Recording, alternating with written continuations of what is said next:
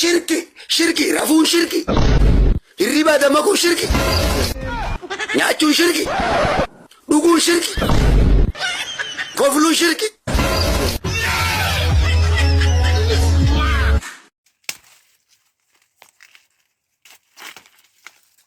Hai bu jaldes maal godhu jirta kintaal saddeet facaasetiin kiiloo saddeet irraa dhabe limma teellaan sumaatti jira uruttis baate kadhaa manaa bira kuttee ta'u uruu naa seente duba maaltu maaliif boqqolloo murte ifii kami cabte ifii mee miila qabdiif cabsiti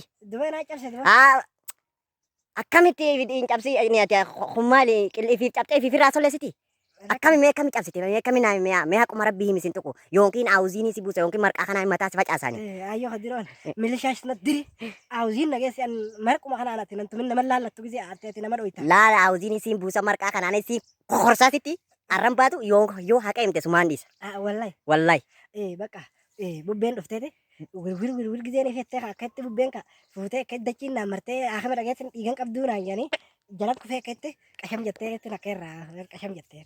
Bubbeen raa solleessa egaa bubbeen akkam irraa solleeffatti bubbeen egaa bubbeen si daddarbitee itti maramte bubbeen irraa solleessiti eegas booda. Qisaasaa yeetin barakkeetti irraa. Waa akkas qisaasa baafta. Dhugaa himi naan hin jenne dhugaa himi. Dhugaan tana dhugaan isin keessa jirti miti.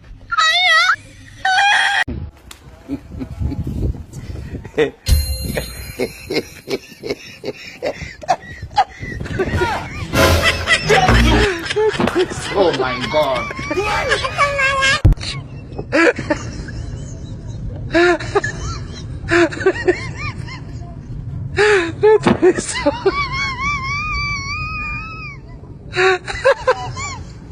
Itu so